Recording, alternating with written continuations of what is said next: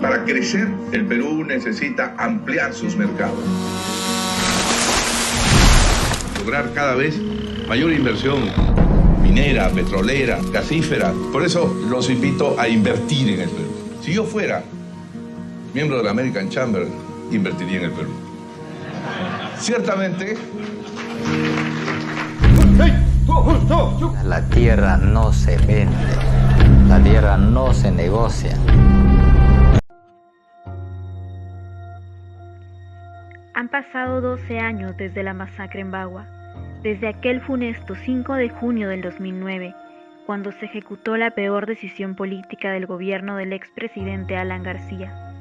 El baguazo, como ha sido llamado, dejó 33 fallecidos, alrededor de 200 heridos, un desaparecido y graves violaciones de derechos humanos. Un conflicto social que comenzó con la emisión de una serie de decretos legislativos perjudiciales para las comunidades, pero que realmente trató de una falta de comprensión de lo desconocido y la voluntad para entenderlo.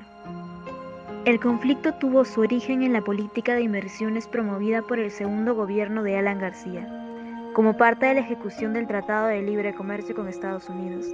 En este contexto se suscribieron varios decretos legislativos que afectaban directamente a las comunidades indígenas amazónicas, siendo el 9 de agosto del 2008 la primera jornada nacional de movilización y protesta donde se exigió la derogatoria de los decretos legislativos 1015 y 1073, que flexibilizaban los procedimientos para disponer en venta e individualizar la propiedad de la tierra de las comunidades, por lo cual fueron considerados los decretos más lesivos. Posteriormente, el 22 de agosto, el Congreso aprobó la derogación de ambas normas, por lo que la movilización fue suspendida bajo el compromiso del presidente del Congreso de iniciar una evaluación de los demás decretos cuestionados, para lo cual se constituyó la Comisión Especial Multipartidaria, encargada de evaluar la problemática integral de las comunidades nativas. Sin embargo, el 9 de abril del año siguiente se llevó a cabo la segunda jornada nacional con la ocupación pacífica principalmente de carreteras y vías fluviales. Es aquí cuando empieza el bloqueo continuo de vías que duró hasta el fatídico 5 de junio. El informe de la comisión fue presentado y aprobado el 22 de mayo del 2009. En este se concluía recomendando la derogatoria de 7 decretos legislativos y recalcando el uso abusivo de la función legislativa otorgada al Ejecutivo, puesto que se estaba aprovechando para expedir normas de carácter general cuyo contenido sobrepasaba los alcances del TLC. Sin embargo, el Congreso no aceptó acatar tal recomendación de derogación, que el 4 de junio, pese a la presión ciudadana para el debate de la derogación de decretos legislativos 1090 y 1064, la bancada priista decidió suspenderlo por tercera vez. Esa misma noche, el general Víctor Uribe, al mando de la policía local, el obispo de Jaén y los dirigentes indígenas se reunieron. El general les informó a los indígenas que se había recibido la orden de desbloquear la carretera y que se iba a aplicar en la mañana. Salomón Aguanash, presidente del Comité de Lucha Regional, indicó haberle pedido a Uribe una tregua hasta las 10 de la mañana y que cuando los indígenas se preparaban para retornar a sus pueblos, comenzó el ataque en la Curva del Diablo. El 5 de junio se produjo el desalojo de la carretera Fernando Belaúnde Terry, en el tramo denominado Curva del Diablo. Las acciones iniciaron a las 5:30 de la madrugada cuando un contingente de la DINOES intentó sorprender a los nativos produciéndose el primer enfrentamiento. Luego de 3 horas, los pobladores del lugar rescataron 4 cadáveres de indígenas, todos ellos con heridas por impacto de balas en el pecho y espalda. En ese lugar, uno de los helicópteros bajó varias veces, lo cual, según algunas versiones, era para recoger los cuerpos de los nativos y lanzarlos al río. El avance de miembros policiales continuó toda la mañana a lo largo de la carretera, repeliendo a los indígenas que retrocedían con dirección hacia el reposo. Durante el enfrentamiento, 12 policías fueron ultimados por los nativos. Según la Defensoría del Pueblo, los muertos indígenas fueron 5.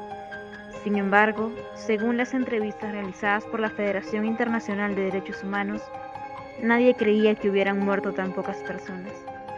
En Bagua y Bagua Grande, al enterarse de lo ocurrido en la Curva del Diablo, la población incendió dependencias de la Función Judicial, subprefectura del Programa Nacional de Asistencia Alimentaria y locales del partido de gobierno. La policía evidentemente respondió y lo hizo con francotiradores en los techos. Como resultado, fallecieron 4 personas y fueron más de 100 los heridos por acción policial. Ese día por la tarde se reportó la muerte de 9 efectivos policiales en Imacita. Ellos formaban parte de un contingente de 37 policías y un funcionario de Petroperú, quienes resguardaban la estación petrolera número 6. Los indígenas tenían con la policía desde hace 2 meses un pacto de no violencia y no agresión.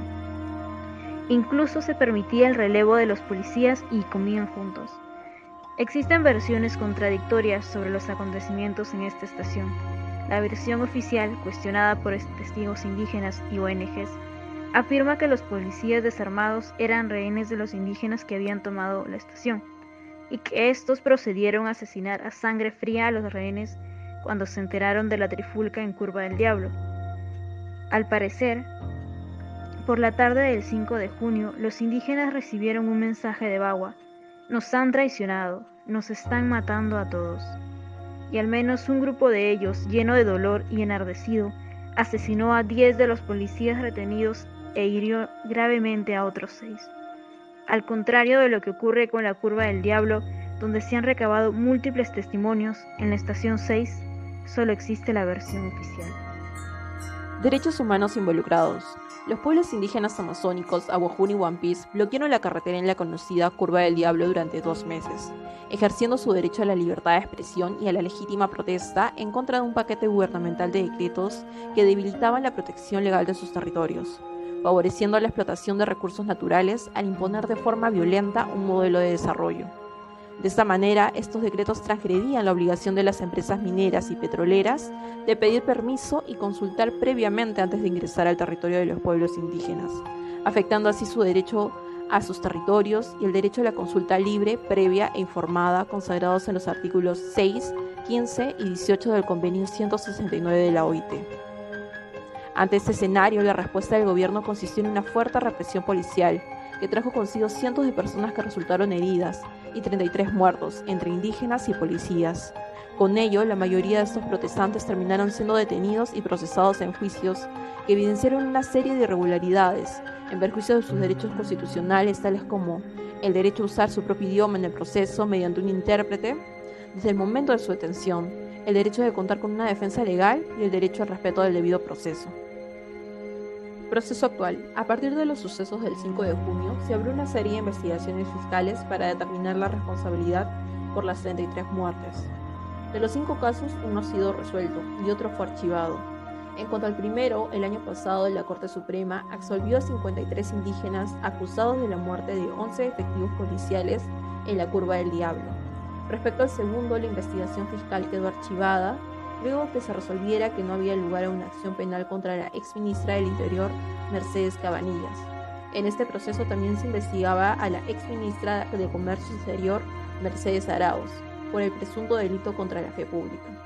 Lamentablemente, después de 12 años, los restantes 3 procesos aún se encuentran en fase de juicio oral. El primero es el caso Estación 6, cuyo juicio oral inició en marzo del 2019 contra 25 indígenas por la muerte de 10 efectivos policiales. Luego se encuentra el caso de los generales de la PNP, donde se acusa a 5 generales de la policía por la muerte y lesiones de 15 personas. Y por último está el caso de la desaparición del mayor Bazán, en contra de 5 miembros de comunidades indígenas y 2 mestizos por la muerte y desaparición del oficial de la policía. 2 años después de ocurrido este conflicto social, uno de los más violentos de nuestra historia contemporánea, aún no se cuenta con una investigación completa, ni existe una sanción a los responsables directos de la masacre.